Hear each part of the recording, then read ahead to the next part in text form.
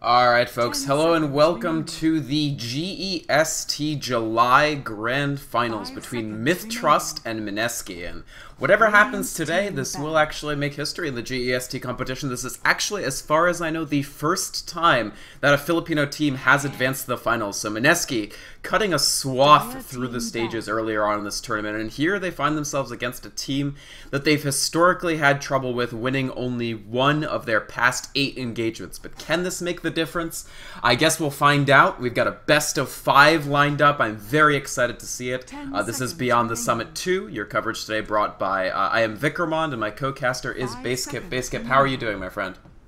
Yeah, doing pretty well. Thanks for having me on. For anybody wondering, I guess I'll address this right at the start. For anybody wondering why I'm not on my own stream, well, I've got a couple of technical issues tonight, so I can't be running my own stream, and it's a pleasure to be here with Vikrmond. So yeah, we've got mith.trust, Mineski, and this promises to be a pretty interesting best out of 5 because Mineski have been looking really strong recently, and I want to see if they can keep that up. I mean, obviously history does favor mith.trust, as you said. Yeah, I've been watching a few Mineski games. I haven't actually gotten to check out that much of GEST July, but what do you think? I did see, I can't remember what tournament it was, I believe AMD Premier League, where they really took Orange to like the limit, and they've just been playing extremely well. What do you think the difference has been for Mineski? Because it's the same roster, the same sort of play style, but they just seem to have really hit it off. Is there any particular factor to that, basically?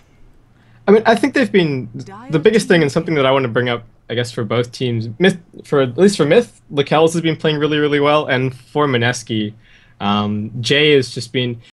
I've criticized him a little bit here and there over the course of the last couple of days for sort of doing seeming like he's on a different wavelength from his whole team, but it's really been working out for the most part. So yeah, I think just Jay's play is really there, and the synergy between OA and RTR or Geo as supports has really been up there as well. So yeah, looking forward to seeing more of that. And interestingly enough, OD's not going to be considered at all by either team, as far as the draft is concerned. Very interesting drafts so far. So after a fairly pro forma banning phase, Batrider, Visage, Lifestealer, Alchemist, I don't think any real surprises in that clump. We have Mineski picking up Darkseer, and then mith.trust respond with a Nyx Assassin and a Razor pick. So this is quite early to take Razor, and furthermore, it's a Razor sort of blind, as it were. It's not in response to, for instance, the Lifestealer. The Lifestealer's banned out. They just sort of secure the Razor up for themselves quite early. What's your take on this, Basekip? Is this the new meta? Is Razor simply so valuable that you want to draft him up early? And also, is this Lekels Razor? I don't necessarily think it's a Lekels Razor. We'll have to see. I think he's still going to end up on one of his typical heroes if they don't end up being banned out. So be it a Morphling, be it a Clink, something like that. But yeah, mith.trust and Mineski, I think, equally have both been picking up a lot of Razor, and like you said, not necessarily as a response pick to anything, just because they perceive it as quite a strong hero. So it's interesting to see because Razor came into the metagame as this response to OD to try and have that 1v1 mid, not be a complete steamroll. And yeah, now teams have been playing more of him. Now we've seen Zenith who've been running Razor to great effect.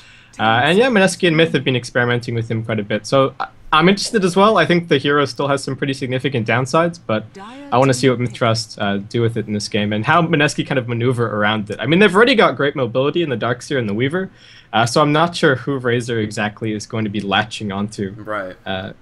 So we'll see. Yeah, it's going to be a question of, can he get the static links off? Will they stay up? Will there be time to actually get work done? Or will you... I mean, the thing with Razor is even if you're not taking damage away from the carry, you can maybe target a support, I suppose, and leech the very little damage they have. It won't stop ticking just because they run out of damage, so he can at least buff himself up by preying on, for instance, a Crystal Maiden, or whatever happens to be underfoot. And of course, mith.trust, yeah, I don't know, we'll have to see how they fill out the draft. I have noticed one thing with mith.trust lately, which is that they really seem to want to vary up their 4 Protect 1 style. We've had games in which they've just gone 3 hard farmers and really just tried to spread that out with mixed success, although I suppose being able to diversify your playstyle is benefit enough here. But I guess before we've actually gotten into Game 1, Basekip, given what you know of these two teams' trajectories, do you think we'll go to 5 games? Do you think 4 games? Who do you think is favored?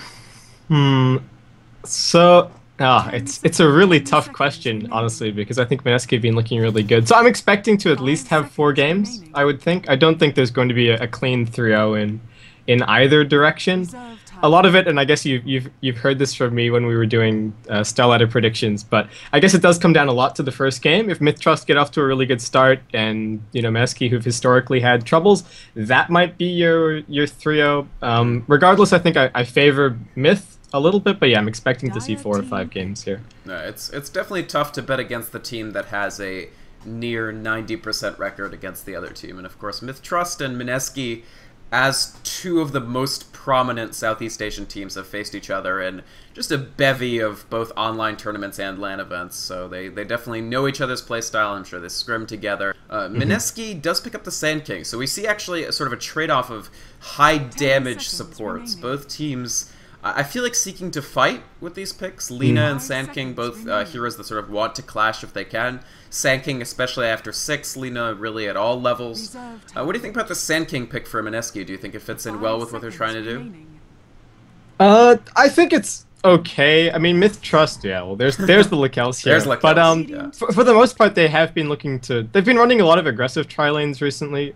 Talking about the supports, I'm interested that there has been no attention paid whatsoever to Rubik or Shadow Demon, who, even in the course of the last couple of days in this competition, have still been more or less top picks. But I mean, mith.trust, they've already got kind of a setup support in the Nyx Assassin, so that's kind of out the window for them. But I wouldn't be too surprised to see Mineski maybe take the Shadow Demon here. Getting some Morphling illusions of your own isn't a bad thing at all. But yeah, it's interesting because a lot of I guess a lot of favor put on the Nyx Assassin, picking him up so early in the draft, and hopefully that'll work out for Myth. I've had my qualms about Nyx Assassin before, and I guess to a similar extent, Sand King, your melee supports just end up a little bit weak in the tri-lane versus tri-lane. But we'll see if that ends up happening. One thing that I'm kind of worried about for mith.trust is that they don't really have, well, I guess neither team really has anybody to be at the front of the fight. Sure. And I guess initiation at the moment really just comes down to maybe the Nyx Assassin and maybe Darkseer and Sand King, but no clear favorite as far as initiation is concerned. So we'll see if that's going to become a bit of a problem. Yeah, Razor's tankiness is in some respects deceptive because really he folds quite easily to damage unless he builds out his items in a very tanky fashion. And Mineski, I think you see them trying to exploit that a little bit with the Queen of Pain. They realize that mith.trust heroes are not really going to be able to put up much of a fight early, so they take this mid hero that really can seize control of the game. And now I think the initiative, or at least the early game, should favor Mineski. It's, in my opinion, somewhat incumbent on them to bring the pressure onto mith.trust early on. Mith.trust, we have a whole mess of heroes, all of whom sort of need levels or some development. Nyx Assassin, of course, a hero that really wants to find some early levels. Lina, ideally, as well. She's decent, even if she stays low level, but her damage becomes irrelevant if she's not able to keep up. So perhaps this is a situation where Mineski will sort of be seeking to pressure mith.trust very heavily early. And now we're coming to the 5th picks. I guess mith.trust still looking for, I guess, an offlaner, and then Mineski another support. Yeah. So Mineski, I mean, they're probably going to pick. Well, did we just actually? Okay, so we ran out of time on the last ban, so mith.trust didn't get a 5th and final ban, and so now they've got. They still have 5 seconds. Oh, did it? All right. No, yeah. They don't. You're right. They totally ran out of their time. Yeah, they're on their pick. Yeah. So, just gonna stack the clockwork. Both teams, they've got, I guess, really aggressive roaming supports here. We've got Nyx Assassin, Lina, and I'm expecting to see either Shadow Demon or Rubik in this last spot for Mineski. So the one thing that mith.trust do have going on, I mean, the Queen of Pain can be a dominant force, but she's always that really snowball-oriented hero. So if you can get some smoke ganks in early, you can lock her down, you can definitely pick up some kills. The only problem is going to be who initiates things. It's probably going to be the Razor on mid, and lacking a setup stun to get those supports in range could be a little bit difficult. And interestingly enough, Mineski going to take the Enchantress here. So typically we'd see Enchantress, with Rubik or Shadow Demon sort of a setup for the creeps to be able to move in, but looks like Mineski just going to be running it with some maybe some Sand King roam here. But again, I've complimented Geo and Oa on their synergy as the support players recently, so definitely looking forward to this pairing going at it. Yeah, and I do think Enchantress gives them the opportunity to be to put a lot of heavy pressure on mith.trust early. She's, of course, a fantastic roamer. She's fantastic coming out of the jungle with 2 jungle creeps very early on and trying to score a kill there. And I think that's entirely possible here. Mineski definitely trying to take the front foot in the matchup.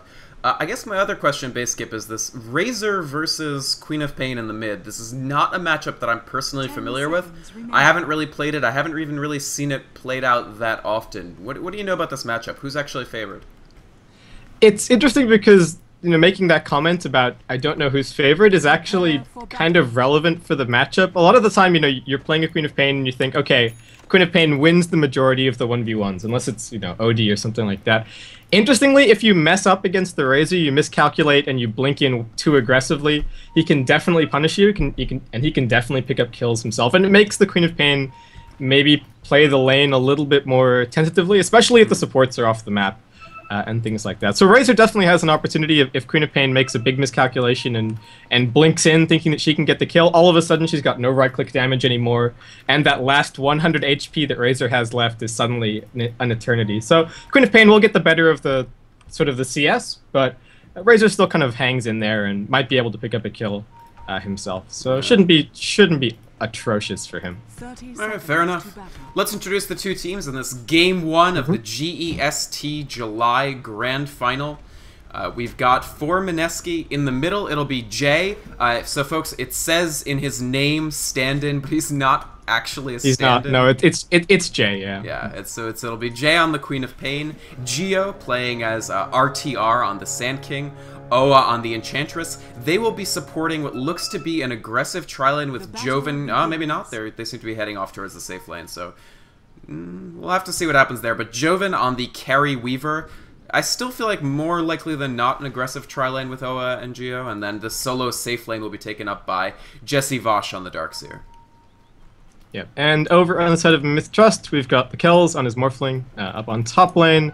We've got SD on the Nyx Assassin decked out there in this Alpha Predator costume. We've got R5, R5 on the Lena. Yeah, that's brand new, I think. We've got Abba playing the Razor on mid, known for his Dragon Knight, I would say. We'll see how he handles the Razor, and heading down bot, we've got TNK on their last pick, this Clockwork matching up against the Darkseer. So we'll see how that goes for him. Yep. Does get the early mana burn off, so good start for him. I don't think it's that bad of a matchup for Clockwork. It's not great, but it's actually somewhat even as long as your cogs placement is good and you're able to sort of return that harassment. It's much more annoying if you're the Clockwork on the safe lane against the Darkseer on the hard, because you can cut your creeps and then you take a lot of damage, and Clockwork's not that tanky early. But I think on this lane it actually should be just fine for Clockwork. We see him with 4 denies for TNK already. And that's a very powerful thing. If you can block off the creeps and sort of box Darkseer out, you have a good opportunity to get quite a few denies in that lane. Yeah, and it's another one of those lanes where if the Darkseer screws up in some small way, then you can definitely kill him. I mean, you've got enough damage with Battery Assault if he gets caught out, then he's probably a gunner. So it was similar. I mean, we didn't end up with the Queen of Pain versus the Razor matchup on mid, but it's a similar kind of matchup to that. Some initiation on top lane. Yeah, a little bit of trouble for SD already, taking a lot of damage. A couple more last very nice light strike right coming from R5, R5. There's the Impale, and he may be safe. One more hit. SD is extremely low, but they actually earn the first blood on SD, and Lakel's taking quite a bit of damage with Jay's rotation. The Queen of Pain pressuring the Morphling extremely heavily, but he does have Morph. Manages to get away, so Lakel's just fine there. Here comes an Impale attempt. No. Jay blinks away, and the Queen of Pain's safe. They pick up 1 kill for 1. So not tremendously advantageous for Mineski, but they did earn the first blood. A trade of Nyx Assassin for Enchantress. Yeah, I feel like Nyx Assassin might have been able to... I'm not sure if he actually was. I wasn't looking at the hero's experience bars as he died, but I think he might have been out of experience range right as he was killed by the Centaur. So he did end up being first blooded, but getting no experience from it can make it a bit more even as far as that trade is concerned. But sure, yeah, action on the top lane to start. Mid lane, Weaver's doing really well against Razor, but Abba is still just getting CS, and will probably have a relatively early bottle, and then just bottle crow his way through the lane. Yep. And that's kind of the nature of mid lane at the moment. Everybody just kind of bottle crows nonstop. Yeah, Centaur, please don't. So far, Joven's been able to do quite well for himself here. 16 for 2, actually, to the 9 for 1 of Razor. So they'll be happy with this Weaver start. And the other thing this gives them is a little bit of extra levels, I think, especially for Weaver. So the fact that they do have sort of a 2.5 lane in the top with the Queen of Pain and Sand King, and then Enchantress sometimes. He actually went to the safe lane. Sorry, she actually went to the safe jungle, the Radiant jungle, to pick up this Wild Wing, and now is coming back with it into the aggressive jungle. I think the idea there was just... You don't want to enter back into this try versus try situation without already having a creep available. And that tornado is definitely going to be at least annoying. He actually cancels it. Mid lane. Oh, I totally missed the kill in the mid lane. Weaver jumping in, managing to pick off Razor, and that's actually Mineski, I feel like, earning themselves a very dramatic advantage in the mid. So we talked about the unpredictability of that lane if it had contained the Queen of Pain, but with this Weaver, he's managing to put out a tremendous amount of pressure early on Abba. What is it now? Level 4 for Abba, almost level 6 for Joven. That's going to be even more harassment because he can just use the time lapse to great effect. Yeah, and the Shikuchi damage buffs are really kind of shining through here. I mean, Abba's trading a little bit of damage, but he's not winning in the trades at all, just because between, you know, Joven invests goes in every single time he has a Shikuchi and the Gemini attack off cooldown, he deals maybe 250 damage total, while Abba gets maybe 1 or 2 right clicks in, and that's all. And trouble again for Abba. He static links up. It is still ticking off, so it's a lot of damage taken away from Joven. I'm not sure this is such a great idea to stay in here. Weaver forced away. Uses his last little bit of mana. Of course, he'll bottle crow that back up. But an effective static link from Abba prevents himself from just dropping once again near the runes. So good timing on that. Certainly if Weaver doesn't immediately Shikuchi away and remove that, that's going to be a lot of damage transferred over to the Razor. And Joven actually sent home. So that is a very, very important reprieve for Razor, I think. Yeah, Abba's going to be able to catch up a little bit in terms of experience and whatnot. The biggest person I think to watch on the map right now is definitely TNK, because he's the one hero that can really look to head up towards the top lane and set a bunch of stuff up. I mean, Weaver can maybe go up for a gank, but doesn't necessarily guarantee anything. Darkseer, similar kind of story, but you know, also doesn't really guarantee kill. But TNK, if he goes up with, you know, well, he's actually maxing out cogs right now, which I find a little bit interesting. Yeah, I was just about to talk about the cog selection, actually. Meanwhile, in the mid, every time I take my eyes off of here, it's just more and more being thrown out by Joven, and he did use that time lapse to put out a tremendous amount of pressure there. I was actually watching the top, and Enchantress got the OP Harpy creep, so she was using it to harass SD and R5, but actually died after only 3 uses of the ability, so not that much use out of that. But in the middle, it's just going from bad to worse for mith.trust, I feel. And the thing with Clockwork is the selection of power cogs to max first.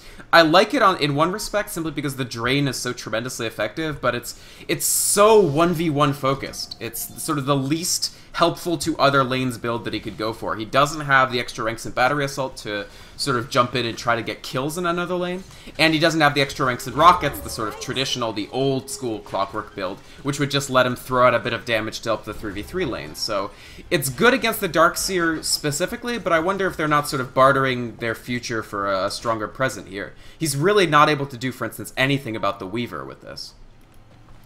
Yeah, I'm not 100% sure about the Cogs max build. I mean, the duration isn't super relevant, and he had maybe a small opportunity to head top and make something happen, but shows that he's just TP bot, and that means that he's got no TP available for this potential dive, which is about to happen top lane. Yeah, they consider going for and the Weaver's got an ace as well, so yeah, he's going to be there in a second. This tornado is just tremendously effective. There's the Sandcake stun. R5 stun for a little bit. Oa trying to find a spot. He does cast Enchant, but that's about it. Sticking around here as, of course, there is a hasted Joven coming in on the Weaver. There's the Swarm. Doesn't hit anybody. R5 still safe. Nice spike Carapace from SD stuns too, but he is just pincered too effectively. There is an entire team here, and Lakel's in a little bit of trouble. Oa taking a Dragon Slave to the face. Lakel's manages to actually get the last hit there, I think, but he goes down as well, and it's 3 for 1. The Enchantress for just about the entire team, and Mineski, we talked about how they might want to go for the throat early, and they are absolutely doing so. Pincering Myth under their tower, softening them up with the Tornado from the Wild Wing, and then just finishing them off with a combination of Weaver and Queen of Pain rotations. And mith.trust now, I feel very much on the back foot. Yeah, I mean, they've now got TPs, well, they've got another TP picked up at Clockwork, but obviously he just TP bot. There's no way for him to make his way top lane, and Abba wasn't even carrying a TP scroll at the time, so there's no way for him to help out. Mineski kind of spot that, I would say, and just, yeah, it's 4v3, mith.trust supports, pin under the tower, and get a bunch of kills, and things now looking great. I mean, Myth, they've got reasonable levels in their supports. They could look to smoke up. They could look to leave Lakel's behind in the top lane. I mean, he's got waveform, he's got morph. It'll take a pretty earnest gank to be able to kill him off, so hopefully we'll see them looking to be a little bit more active around the map. Yeah, and it's a gank that you would see coming, I feel. So yeah, Morph could quite possibly be a little safer, and I think mith.trust feel that way as well. You have R5, He actually might be coming back to lane now, but you do have SD basically hanging out near the Roche pit trying to sort of find an opportunity. But he's only level 3. Nyx Assassin level 3 does have 2 decent stuns, but not really much in the way of delivering that payload just yet. And Sand King, for that matter, is level 5, so he has that level 3 Burrow Strike. He's got Sandstorm. He's already fit very well to gank. And as you mentioned, Geo, Oa, they're getting that support structure really, really strong for roaming ganks, and it looks like they'll make an attempt either at the jungle or mid. If Abba takes another death, he could go incontrovertibly behind. He does have good instincts, he's already behind the tower, and Mineski call off the chase. Very nice eye by Abba to not get ganked there. Nice, actually, very good job there with the Plasma Field, doing a lot of damage to Joven. But the Enchantress heal is up. They already have 4 players here, they might as well push the tier 1 tower. That's exactly what they look to do. Not too much damage being able to be done to it, though. SD actually pulls the wave away quite intelligently, and R5 hanging out on the high ground unseen. Mineski decide not to push their luck, and that could have been a big turnaround, actually, if they had gotten caught flat-footed. Yeah, I mean, yeah, actually, it was a bit interesting, the decision to bring the Queen of Pain down as well, because everybody suddenly almost mysteriously disappearing from the top lane is a little bit of a giveaway. There's the Burrow Strike on the kills, but he's just going to Strength Morph away, and they don't have enough tools to do this. Yeah, it looks like that's going to end up being it. But, yeah, so mid lane gank survives, but Abba is still having a really rough time against Joven, who's just using the fact that he's ahead to wow. Oh, wow, gets the defensive TP back. So that's huge. That's a whole trip. That's 135 gold and a walk back to the lane for Abba now, and Joven can just do really whatever he wants. So Weaver's winning really heavily. He's the most farmed hero on the map, and definitely going to be able to make use of that. And Weaver is one of those heroes that's especially annoying against Morphling. And I guess I've raised this point before, but if you go an early Deso on the Weaver, Morphling, you know, as he's morphing strength, he runs out of armor, and the minus armor means that everybody just beats the living daylights out of him. So, I mean, even if Lakel's is doing pretty well, which he isn't necessarily at the moment, you know, he's behind in terms of overall farm. Yeah. Then it isn't even necessarily going to be enough, you know, to win the game single-handedly with the farmed Morphling. Right. If Morphling isn't getting farm, if he isn't getting those big stacks of stats, he actually relies more and more on the morph for survival and coming out of a fight. Like, he needs that first burst of extra HP to actually save him. And you're right, if they go some sort of de-armor effect, whether it be on the Weaver or a medallion on the Enchantress or something, even that could have a huge impact on being able to pick off this Morphling. And mith.trust, I feel like at some point, in my opinion, TNK is going to need to go and do something. He's going to need to make a rotation. Maybe he was waiting for tier 2 boots, but I think it's high time, frankly, that he actually makes himself felt around the map and doesn't just continue to try to fight the Darkseer. Like, he's won this lane, unquestionably, as 23 more denies than Darkseer does. Jesse Vosh is level 8 and Clockwork's level 9, but is that enough? Is it enough to hold down a Darkseer when a Weaver is rampaging unimpeded? I mean, the early mech being slowed down a little bit for Jesse will be relevant as far as the push is concerned for Mineski, because they've still got an Enchantress, they still need to get the full value out of the hero, so getting those early pushes going and getting those towers down is going to be a big feature of their lineup, and if they don't have the mech, that'll definitely be slowed down. But yeah, I don't know, TNK ends up, he sinks the 3 points into Cogs, and then he goes back to max out Rocket Flare, so he's been throwing flares to the other lanes and having a little bit of a presence, but it seems like he's just way too concerned about this tier 1 tower on bot still staying up, and I'm not sure why. We haven't seen a hook shot yet, trying to make his way top to maybe find a kill, help out the supports, help out the Morphling a little bit, and yeah, just now staying bottom lane. I would have much preferred to see the maxed out Battery Assault, honestly. Sure, it's definitely a much more aggressive build to take, and I guess my other question is, Queen of Pain, what do you see her building towards here? I'm not exactly sure what's going on with Jay's build right now. Yeah, he's got a Ring of Health, Casual Sage's Mask. I'm not actually sure. I mean, I feel like Orchid is just a fantastic item in general for this game. The support's completely useless. You can make Morphling have a pretty hard time if you get an early Orchid to initiate on him, so wouldn't be too bad. Here's the gank attempt coming in on Joven. The Sentry Ward comes down. The Impale actually misses, and R5 won't be able to follow that up with the Light Strike Array. It's simply too speculative, and Joven just immediately chasing them off, making his presence felt. Unfortunately, the missed Impale cost them really, really dearly there. And actually, TNK, even after all this effort, he's still being pressured extremely heavily. Will he be able to get out? One more hit will do it. The Vacuum cleans him up, and Jesse Vosh finding a kill there for all of Clockwork's effort. The Darkseer still getting quite dangerous. He's going to TP out completely safely. No way that Abba can stop this. That was a very risky TP, the 5-second TP to mid lane instead of TPing back. R5, R5, almost. I think SD. R5, R5 was like, oh, he's TPing back to base. There's no hope of us. Oh, one more hit will do it, and he gets it. That was almost magical from Joven, catching out SD there with the last hit.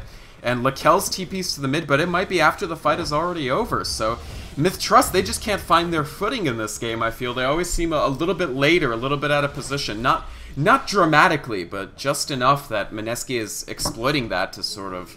I mean, Weaver is just so far ahead right now. Joven 3-0-3. Got an ultimate orb, so if he wants something like Lincoln Sphere, he's well on the way there. Yeah, and I mean, that death on bottom lane is huge for TNK. He's even going back to bottom now. Wow. So, I'm not sure what the plan is. Jump on mid. Lakel's. He hasn't begun to morph strength just yet. He feels fairly safe, and actually this looks correct. He does begin a morph process a little bit. They wanted to bait Mineski, but the Impale lands. All it gives them is an opportunity to peel back, and they're going to split up, I feel. They can't keep 4 people here for too long.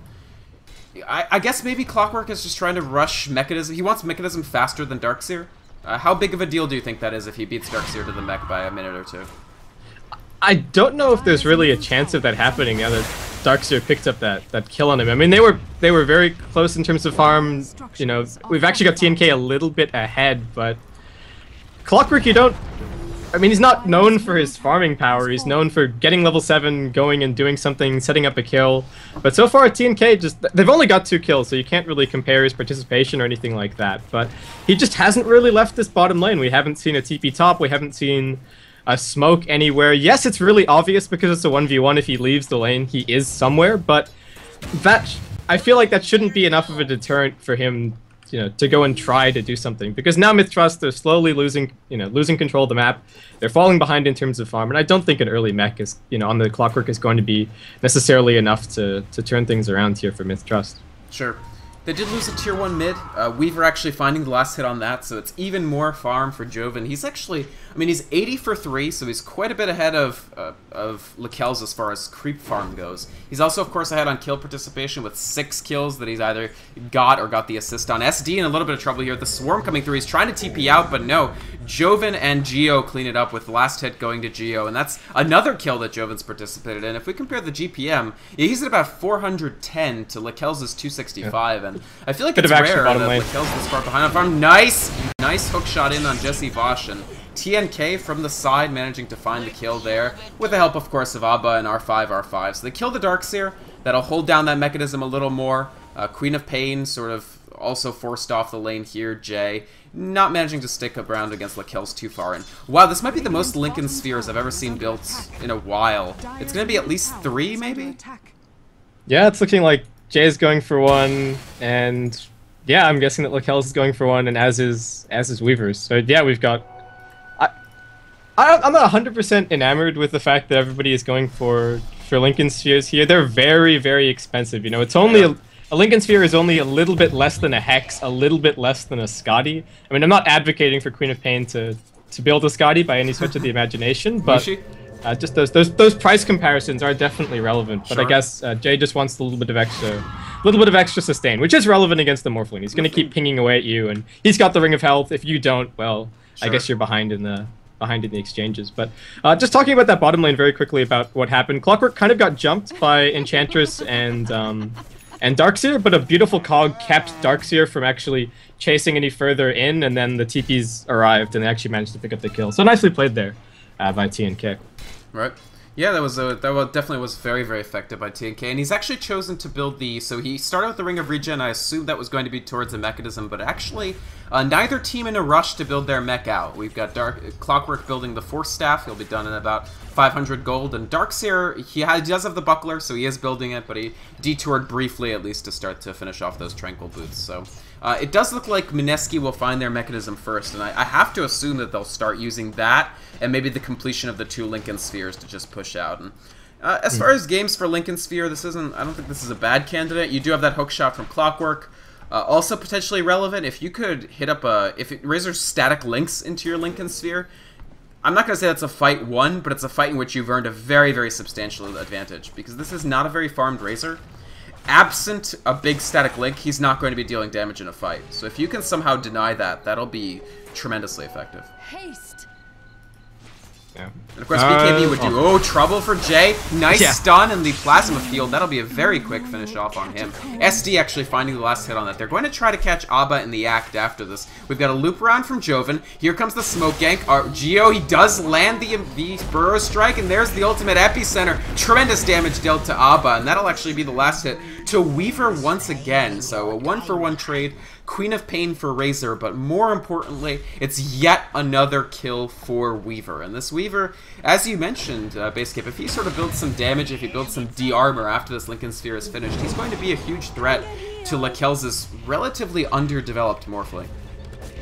Yeah, I mean, Lakel's has actually caught up really, really well in terms of farm, though it has sort of been his team keeping everybody on Mineski occupied, and he's just been farming top, so that's really where he's been recovering. But I mean, Myth.trust, for the most part, a lot of their games, if, you know, the health of Lakel's farm is often very indicative of the health of the game as a whole, and he's now catching up a little bit, but still a bit behind, and Myth are now losing map control steadily. And, I mean, Morphling's okay at flash farming and keeping the lanes pushed out, but holding on to things as long as they can is still going to be very important. Vendetta available for SD. He is going to take a crack at it. Here comes the mana burn, here comes the waveform, and they pick off Jay extremely quickly, picking up the double, actually, as Sand King tries to make his way away from it. So an excellent gank put together.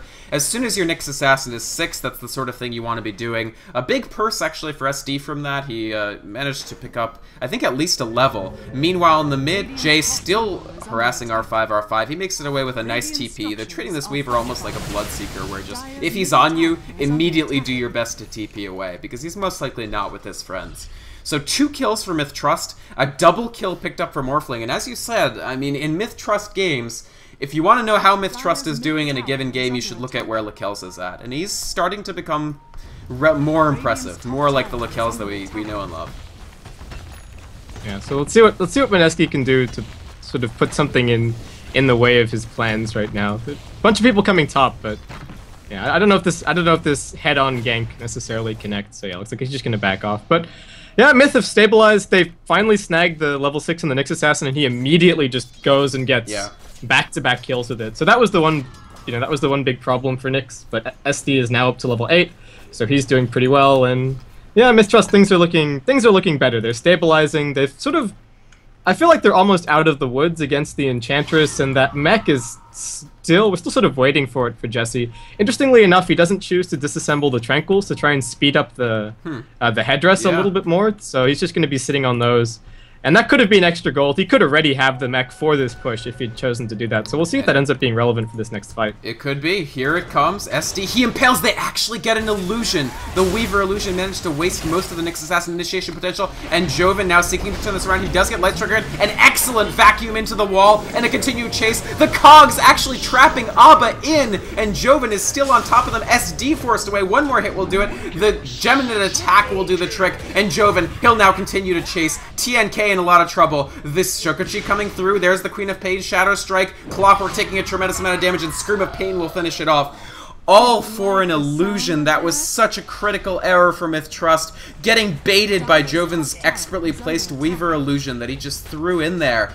And that was all of the surprise factor taken away. A tower and 4 kills racked up for Mineski. And we were just talking about how Myth.trust were heading towards the point at which they were out of the woods. They are deep, deep back in the woods now. Yeah, they've taken a wrong turn.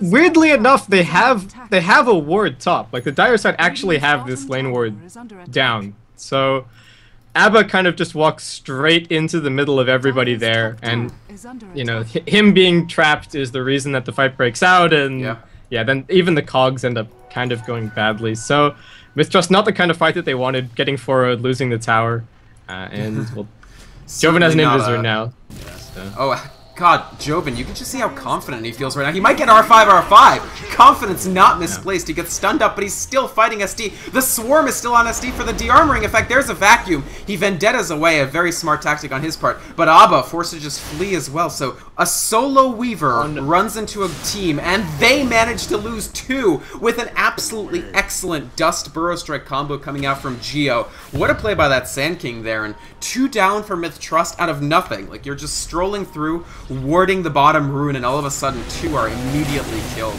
not something that you want to see on mith.trust part here. They are nowhere near stable, and they just, if you can't hold on to any part of the map at this point, it becomes harder and harder to guarantee more farm. That said, if there has to be a hero who has to farm under pressure, Morphling is that hero. The power of Replicate, the power of being able to be in a lot of places on the map at once. He does bring that in a way that a lot of carries don't. Yeah, so I mean, Lecels is going to keep bouncing around. He can take full advantage of, you know, sort of 2 lanes at a time, just with TPs and replicating around. So that'll be fine for him. He's still doing okay. But one thing I really have to compliment Joven on the fact that he's really far ahead, but he's playing like it as well. So there's not this temptation to be, okay, I don't want to play too, you know, I don't want to push it too hard because if I die and I lose a streak, and, you know, I'll just be safe and I'll just farm the same way that the Morphling is farming, and, you know, we're ahead, so let's just maintain the status quo. No, Joven's like, look, I'm the biggest bug on the map, and I'm just going to go and kill all of your supports nonstop. They need to be, even if they're holding hands. I mean, there were 3 heroes there, sure, and there was nothing that they could do about Joven. So if he just keeps playing this way, he can single-handedly put a lot of pressure on the Morphling. The supports can't really go out from their side of the map. And Mineski as well have just completely de-warded. There's not really any vision left on the map for mith.trust, so they're really now pinned back in their corner.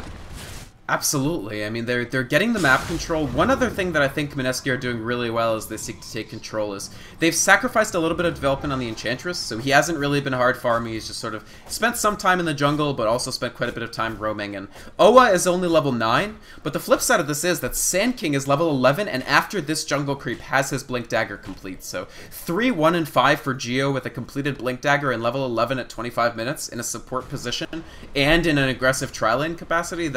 I feel like that's everything you want from a Sand King and more. That's like, at that point you feel that your Sand King pick has paid off.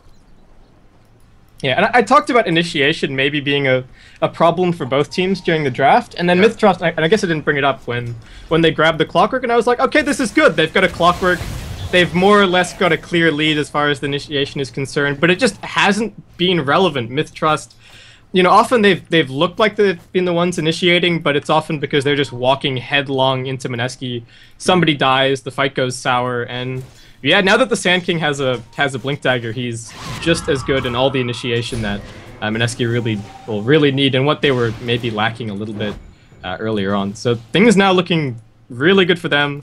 Lecels is going to end up going back for the shotgun here, so looking to be a terror to the supports, but they're already getting a little bit tanky. I mean, Sand King's got a Bracer, and we've got Enchantress with, well, she's still Enchantress. She's only got, you know, 870 health with power, Strength Treads, and an Urn. But yeah, we'll see how relevant this is going to be, especially with, you know, the Lincoln Sphere already up. Sure. For Jay. I think he'll be able to kill Enchantress, but maybe that'll be it. I don't see him really getting anybody other than her. Ooh, a stun coming out of Lecels, but an excellent, very, very well-timed replicate. He had actually... So earlier on, he used Adaptive Strike to clear out the Lincolns on the Queen of Pain and immediately replicated her, sent that illusion away as quickly as possible, and then when the inevitable gank from Geo and Oa came, he was very, very well prepared to scoot on out of there before the Burrow Strike could hit. So, very smart play by Lecels, of course. Morphling, I feel like, is the Lecels hero. I mean, it's probably the most iconic hero that he plays. I also really like his Alchemist, but he plays it way less often. But the gank will continue on TNK. They managed to use their smoke for good after all. They kill the Clockwork. Somehow Joven finds that last hit anyway. And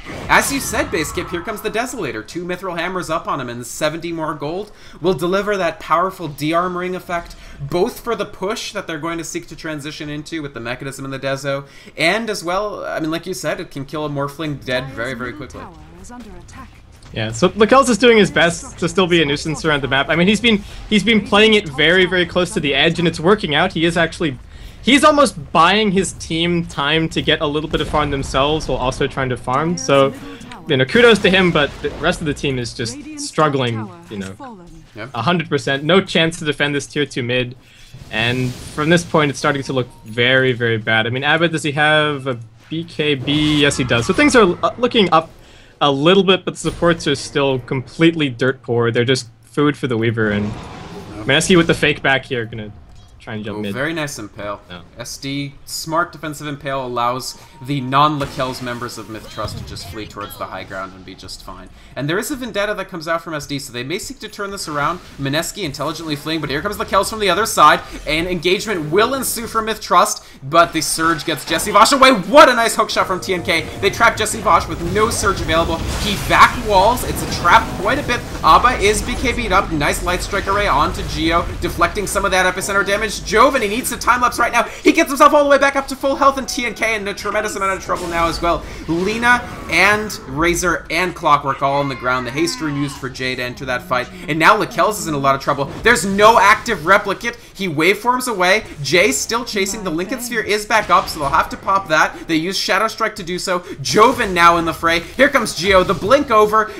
Lakelz actually finding a kill on his way down, but he is down. The Morphling gone. 60 seconds. He's probably not going to want to buy back unless he absolutely has to. And even though he finds the trade, you have to say that's another extremely favorable fight for Mineski. Yeah, Mineski just... I mean, even getting the turnaround there, they were the ones who were getting jumped on the retreat, but, you know, good, well, nicely done by Jesse. Just sets up the fight, vacuums the Clockwork out, survives a little bit longer, and yeah, Mineski get a bunch of kills. They bring down the Morphling again. Good job by Lakelz, I guess. Yeah, picked up that kill right before he died. But Mineski definitely a long way ahead here, and Myth need to do whatever they can to reestablish some small semblance of map control. I mean, Enchantress does have a gem, granted, but you can still, you know, ward some of the high ground locations. You can place wards that, even if they're expensive, you know, it ends up being 75 gold only to see when Mineski actually are walking, you know, past that area without a smoke. Well, maybe it's an investment worth taking because they're not getting really any access to their jungle. They don't have any control over their own ancients, and they're just even in the neutral game where both teams are just sort of farming up and trying to accumulate what they can. They're slowly falling behind. Well, kind of quickly falling behind as well. So they have to get something going. Yeah, they have to get something going. Be it a, you know, try and catch somebody out with a smoke, because if the game keeps going the way that it's going, then that's probably just it. Mith.trust have to make the riskier plays. They do at this point. And, I mean, Razor picked up his BKB, but as we saw in that last fight, Abba is simply not tanky enough to live. So even if he's BKB'd, just the auto-attack damage from Weaver is going to present an extremely dangerous threat to him. So now you sort of feel the pressure to both get your static link off and BKB, but then you run into the issue that the two people you'd most want to static link both have Lincoln Spheres. Oh, actually, Geo trying to position himself here. They must have heard the Burrow Strike noise, so they know that he's there. He does have Blink Dagger up, and it's actually up. He has the Burrow Strike. Very nice job by TNK there, actually, just throw out those rockets to cause the Blink Dagger to go on cooldown. So very smart play from Mith.trust, actually. Nice defensive motions there to prevent that situation from getting any worse. Sure, they lose the tower. Sure, Weaver takes it. I assume they Roche now because they built the medallion on Enchantress. Yeah, here we go. Roche minus 6 armor, and this is going to drop like a stone. Yeah, Roche is going to drop immediately. I don't think Mith.trust can do anything about this. There's simply not the time. Do they put this on Weaver, I wonder? You have to assume that they do, even if he doesn't have any deaths. Yeah. I mean, the one thing for Mith.trust, defending that tower is even the safer play there. I mean, there's still a tier 1 tower mid. They've definitely got enough damage to maybe, you know, threaten that, try and bring it down. I guess the risk is that you get caught as, you know, Mineski are running back, or, you know, they throw some TPs and get a Blink Burrow or something like that. But Myth, 4 heroes arrived bottom lane. They all kind of stood around for 15 seconds. The tower died, and they just had to back up onto the high ground. So they're still really just reacting to whatever Mineski is doing, and they have to. They're not really picking their fight. Lakelz is still farming. 4 heroes come to defend, but they really need to be in position earlier to that if they're going to try and take a defense at a tier 2 tower. Because there was, you know, there were 2 people there, but the tower was already taking damage, and then 2 more arrived, but they're already sitting in the space back behind the tower, and if somebody gets caught, then that could just go disaster. Losing the tower and 3 or 4 heroes would be a nightmare. So now they've got Lakelz mid, and they will try for a push. Yeah, a quick vacuum, and that wards Mith.trust off for at least a bit. It's only 3 on the defense here, actually. There's not Joven or Jay, and they just found that out now, unfortunately, after they retreated out. So Lakelz, he is very, very close to that shotgun, and I've been thinking about this more, Basescape. Would it be effective against the Weaver, perhaps? At least it'll turn off his auto attack for a while. Oh, but Lakelz, he's in a tremendous amount of trouble already. There's the Queen of Pain ult. He uses Ethereal Blade to try to get away. TNK hookshotting in and placing cogs defensively, and this might actually be the ticket for Lakelz to get out of this fight. A quick mana burn, but here comes the back. Geo with an excellent Burrow Strike on 3. There's Light Strike Array in response. Geo actually taking a tremendous amount of damage. Already 2 on the ground in exchange for just the Lina, and SD and Lakelz will try to truck on out of here as quick as they can. Weaver BKB'd up, but it's not quite enough. They do pick up TNK. Buyback from Lina as well, and SD, he may seek to turn this around, actually. R5 R5, he's orchid it up. Lina made a mistake coming back into this fight. He drops extremely quickly. Abba with a static link on Queen of Pain, but it's not enough to stop Weaver. One more hit from the Desolator. He's so low. The last hit comes in for Jay, and the triple kill for Queen of Pain there. More and more Mineski are just taking these fights in extremely convincing fashion. There's the Impale. Mana Burn procs the Lincoln Sphere, and another tower as well for Mineski. And they are just barreling down mith.trust at this point. Lakelz is living through these fights. He's finished the Ethereal Blade now, but it's just not quite enough. It's still not quite enough to get them there. And is there anything stopping Mineski from just high grounding here? I mean, they've got no objectives left to take. mith.trust, still 2 core heroes dead for a little bit, so Mineski, I think it's just straight up onto the high ground for them. And still a tier 1 mid, so the support's not too far away from getting back. The O is actually in the jungle.